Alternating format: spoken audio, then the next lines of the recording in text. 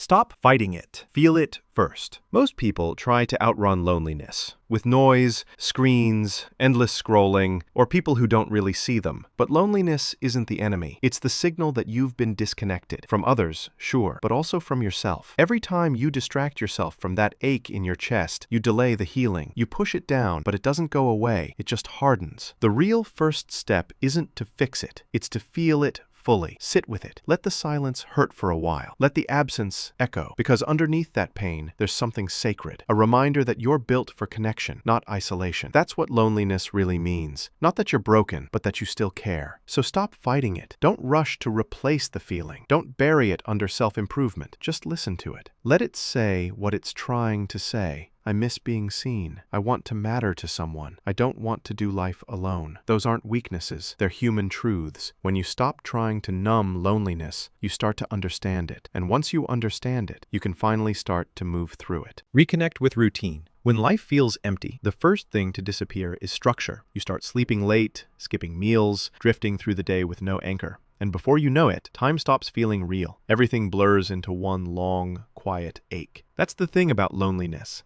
It doesn't just steal people from your life. It steals momentum. The cure isn't always another person. Sometimes it's a pattern, a rhythm that reminds your brain, I still have control. I still exist. I still move. Start small. Wake up at the same time every day. Make your bed. Cook something for yourself, even when no one's watching. Go for a walk at sunset. Not because you feel like it, but because discipline is therapy disguised as structure. Routines don't numb loneliness. They hold you steady through it. When your inner world feels unstable, an outer routine gives you something solid to lean on. And as your body reclaims rhythm, your mind starts to follow. You begin to look forward to small things. Coffee in the morning, music while cleaning, a nightly journal, a workout, a call. And those small things are what rebuild your sense of belonging, first with yourself, and then slowly with life again. I'll feel better, then I'll start doing things. That's the lie loneliness tells you. You start doing things, and then you feel better. Talk, even if it's small talk. When you're lonely, silence becomes both a comfort and a cage. You start convincing yourself you don't need to talk. You scroll, you watch, you think, but days pass without hearing your own voice in conversation. And that's when loneliness starts to rot into isolation. But the truth is, you don't need a deep soul connection every time you speak. Sometimes you just need human friction, a smile, a shared laugh, a, hey, how's your day, at the checkout counter. It's not meaningless, it's maintenance. Small talk isn't the enemy of real connection, it's the doorway to it. It keeps your social muscles from atrophying. It reminds your brain what normal human warmth feels like. It plants microseeds of belonging that can, one day, grow into friendships or even love. You never know. The person you say, nice jacket, to could be someone who says, want to grab coffee next week. But none of that happens if you wait until you feel ready. So start simple. Talk to the barista. Compliment a stranger. Ask your neighbor how their weekend was. Join a club, a class, an online group, not for the conversation's depth, but for the habit of being heard. Every word you say, even the small, awkward, trivial ones, is a step back toward the world. And the more you speak, the less heavy your silence feels. Build weak ties before deep ones. When you're lonely, your instinct is to crave one big connection. Someone who gets you, listens to you, fills the silence. But here's the paradox. Deep relationships rarely appear out of nowhere. They grow from 100 small ones, the weak ties that most people overlook. Weak ties are the people you kind of know. The barista who remembers your order, the classmate you nod to but never really talk to, the gym regular you exchange a quick hey with. They're not best friends. They're the threads that quietly weave you back into the social fabric. Research actually backs this up. People with more weak ties, casual acquaintances, familiar faces, light conversations, report feeling happier and less lonely, because every little interaction reminds your brain that you're seen, that you exist in the world, not outside it. Think of weak ties as the emotional warm-up before the main workout. They don't drain you, they prime you. They make future deep connections feel natural instead of forced. So, before you hunt for that one soulmate friend or partner, build your web. Say hi to the barista. Comment on that classmate's story. Wave to the neighbor you always ignore. Text someone you used to talk to. You're not being fake. You're rebuilding trust in connection itself. Create something. Loneliness isn't just the absence of people. It's the absence of expression. It's when there's so much inside you with nowhere to go. That's why creating something, anything, can be one of the most powerful ways to break out of it. You don't have to be an artist. You just have to build, write, record, or shape shape something that didn't exist before. It can be messy, pointless, weird, or purely for you, because creation gives your thoughts a home outside your head. Paint, cook a meal from scratch, start a YouTube channel, write a journal entry that no one will ever read, build a playlist that sounds like your life right now. It doesn't matter what you create. What matters is that you turn that quiet ache into motion. Loneliness thrives in stillness, but creation,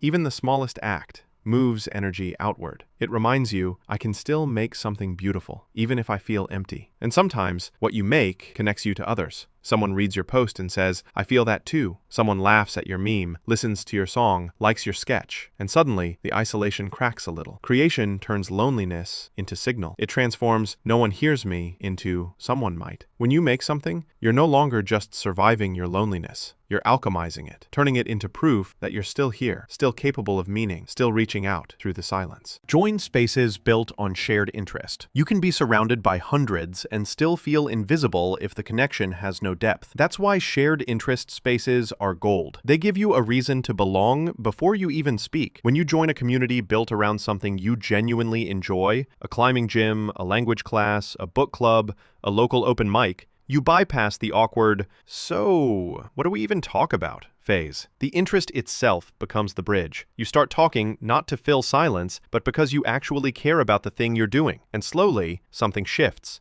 You stop feeling like you're forcing social interaction and start feeling like you're just showing up to life again. The magic of shared interest spaces is that connection happens sideways, not head-on. You're painting, hiking, lifting, building, or learning next to someone, not sitting across from them trying to impress. The pressure disappears. The bond grows naturally. And the beauty? You don't need to be extroverted. You just need to be present. Smile. Make a small comment. Ask someone how long they've been doing it. That's it. You've started. Because loneliness shrinks when you enter spaces that remind you, I don't have to be anyone else to belong here. You already share something with everyone in the room. Reach out, even when it feels one-sided. Connection rarely starts perfectly balanced. Almost every meaningful relationship begins as one person taking the first step. And yes, sometimes it feels like you're the only one trying. Reach out anyway. Send the message. Pick up the phone. Invite someone to coffee, even if their response is slow or uncertain. Because action beats waiting. Even one small gesture can ripple outward. A conversation, a smile, a shared laugh. It reminds your brain, and theirs, that you exist, that you matter, that you're willing to show up. One-sided doesn't mean futile. It means you're practicing courage in social form. And often, people respond in ways you didn't expect. Your effort can awaken connection that's been dormant.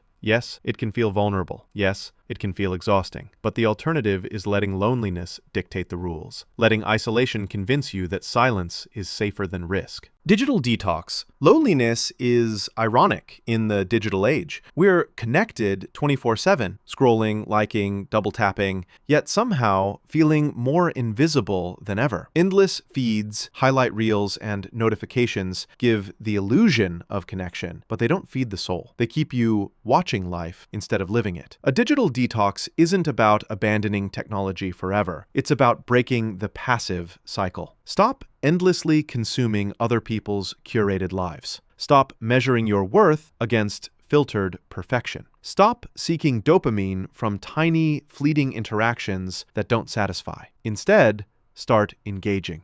Call a friend instead of texting. Walk outside and notice the world, the air, the sounds, the people around you. Start a conversation with a neighbor, a colleague, or even a stranger. Read, write, cook, move, something real. The trick isn't to escape loneliness. It's to retrain your brain. People aren't pixels, and life isn't a feed. Connection isn't something you consume. It's something you participate in. When you shift from scrolling to doing, from observing to engaging, the world stops being a highlight reel and starts being your own stage again. This is reclaiming your presence. And when you engage with life instead of screens, loneliness starts to loosen its grip.